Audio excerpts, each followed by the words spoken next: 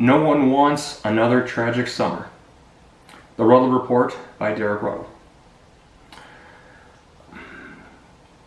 People have a very troubling tendency to severely underestimate the power of water. Recently, we who live here in the Lake Diefenbaker region have seen the sheer physicality of water as the province's water security agency opened up the Gardner Dam spillway just after Canada Day. This was due to the rising water levels from rainfalls in Alberta. Articles have said it's the first time the spillway had been released since 2013. So it's a pretty monumental feat in and of itself. So not only has Lake Diefenbaker itself risen substantially, but as a result of the spillway opening its mouth and letting loose with loud, foamy torrents of water, the South Saskatchewan River has also gone up exponentially. I gotta say, it's a real treat coming into Outlook and noticing the increased height on the river while crossing the traffic bridge. But with this kind of news, of course it gets followed by some less than flattering headlines surrounding people who just don't seem to get it when it comes to what those rising waters are capable of. It was reported on July 6th that 5 people in total had to be rescued in 2 separate instances from the fast-moving waters of the South Saskatchewan River up in Saskatoon. The cases mainly involved people who were using inflatable watercrafts, and they became trapped against concrete structures after being pushed downriver by the strong currents. Let's remember that the WSA, the Water Security Agency, had just opened up the spillway 4 days earlier. Naturally, your first thought is to grab a tube and hit the river running, right? Listen, I'm glad no one was seriously hurt. But at the same time, I'm calling people like these individuals out. This is completely reckless and arrogant behavior on the part of some city folk who think they know better than government agencies, whose entire job is monitoring whether large bodies of water are safe for human usage.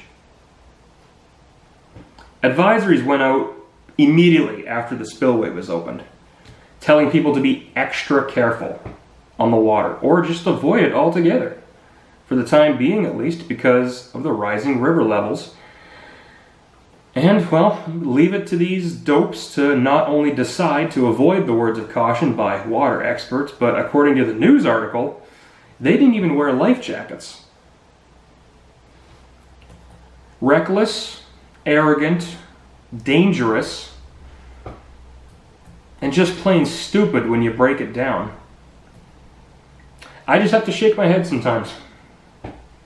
It's as if people easily forget just how tragic of a summer this area had in 2017. 5 lives lost to the horrifically powerful waters of the river and the lake in a span of roughly 6 weeks. That's almost 1 drowning a week. 17-year-old Justin Warwick of Outlook was the first sad casualty of the river.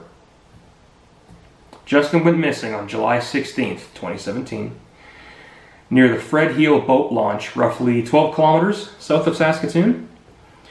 Family, friends, and the public frantically searched the waters and nearby areas for 5 days, with no sight of the Outlook High School student. It wasn't until July 21st that Justin's body was found 2 kilometers downriver from the launch. Today, a memorial bench located at the high school serves as a reminder of such a sad loss of life. On July 20th, a rager of a storm that swept through the entire regional area saw the waves of Lake Diefenbaker reach as high as nearly 2 meters. For 2 elbow area men boating on the north side of the lake, the storm may have been what contributed to their sad passing after their boat capsized. A kayaker who saw the boat capsize and happened to be a paramedic pulled one of the men to shore and performed CPR, but he had already died. The body of the second man was found the following morning after the storm. On Saturday, July 29th, a man operating a boat in the lake ended up falling into the water in distress. A woman who was also on board attempted to rescue him, but she was unsuccessful. It wasn't until August 6th that the man's body was located, and it was discovered in the area where he was last seen. On Monday, September 4th, two men were operating a boat in the lake near Danielson Provincial Park in Pump House Bay when it capsized. One man swam to shore and went for help, but the other, a 70-year-old man from Saskatoon, sadly lost his life and was found deceased in the water.